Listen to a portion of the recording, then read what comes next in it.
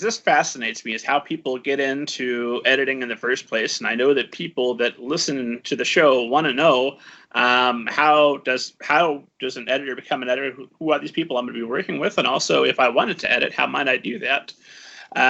So I know I read in your bio that it wasn't until your junior year, people watching the video can see that you've got your Ithaca flag flying proudly in the background, but it wasn't until your junior year that you decided that you wanted to pursue a career in publishing.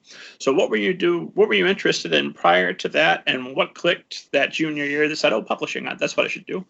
So I went into college as a journalism major, thinking that I was going to be the next great political journalist. Woo, that was going to be like my big thing. But back in college, I, started taking poli-sci classes and, was like, the government is corrupt. I hate politics.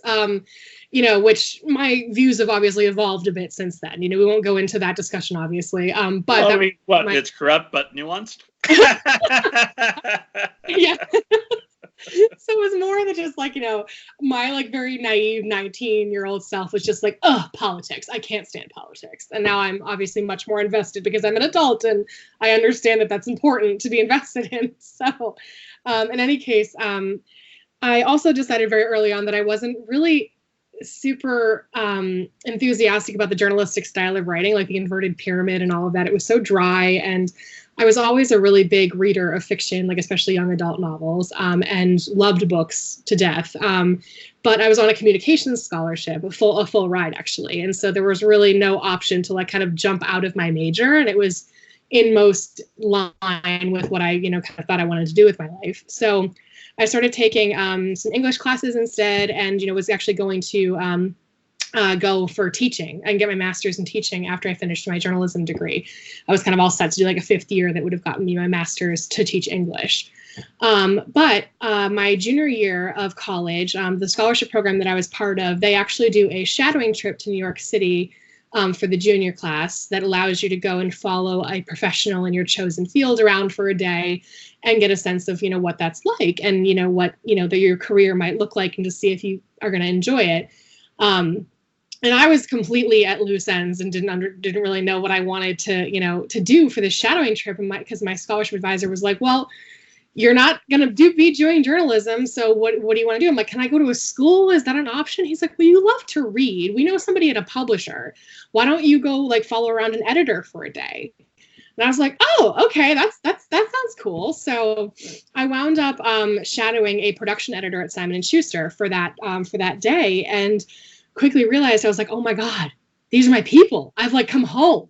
This is what I want to do with my life. And because it never occurred to me, as much as I loved reading, that there were people who made books and that actually edited them and made them into the books that, sit on our shelves. Like that never occurred to me that was an actual job that I could pursue and go for. So after that, I decided to pursue my master's in publishing, which, looking back, I think was a very erroneous decision to make because it was very expensive and didn't necessarily yield the results that one would hope for. If I were to give advice to anyone who's trying to get into the publishing industry, I would say, don't go get your master's. Don't necessarily go to do all those certificate programs, because it's not going to, A, make you any more money, and B, it's not necessarily going to get you the connections that you want. You don't show up to an interview and they say, I'm master's, come right in. Yeah. Right this way. Let's clear a desk for you. I know. Ironically, when I was because I ended up doing an internship, which I did get as part of my master's program. I did have, the resources within the master's program gave us some connections to network with people in-house to be able to get internships. So that was helpful, but I also don't necessarily think that it was crucial.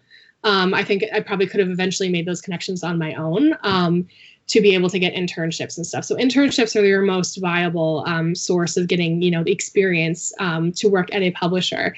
But I remember going into my my interview at Harlequin, my first interview there for the editorial assistant job that I eventually got. And I remember somebody telling me like, it seems like you have a lot of experience for an editorial assistant. And I was like, I have a master's and 1 internship. What do you want from me? Like, are you serious right now? So, and, but it was interesting because she gave me some really good advice in the sense that she's like, it takes a long time to climb the ladder in the publishing industry and to work your way up to a point where you're going to be like a full-fledged editor and acquiring books and actually working on your own stuff. So you have to know that, to be patient with that. And I was coming in a little bit later, I think, than most editorial assistants because I had done that master's program and I had also taken some time away from New York. So I was, and it wasn't even that old, I was like 25. But when your average editorial assistant is coming right out of college at like 21, 22, and I was like 25, 26, I was a little bit, I guess, more senior, if you could say that. I know that because I've talked with editors past that I've been told that you're looking at somewhere between $20,000 and $30,000 for an editorial assistant job around that time. Is that about the ballpark of what you were looking at? I think most editorial assistant salaries are starting in more like the 30,000 ballpark in New York, anywhere between 30 and 35, depending on which house you're starting at. I know I started at, Harlequin, 33,000 6.5 years ago. But it's standard and on par for the industry. That's one of the things that I really wish could be addressed in a much bigger way throughout the entire industry is the severely underpaid aspects of many areas within the publishing industry, but particularly in editorial, because the job that we do is so very specific and requires a very a highly cultivated skill set. And it's not something that everyone can do. And without us, there wouldn't be a product to actually sell necessarily. I mean, you have the authors, of course, they are the biggest contributor creatively to the project, but without the editors to, take out all those typos and to craft the stories into something that's really saleable and marketable, you don't have a book to put out there. So it's a little bit... you do, you just shouldn't. Yeah. But it seems a little criminal that, editors are as underpaid as they are.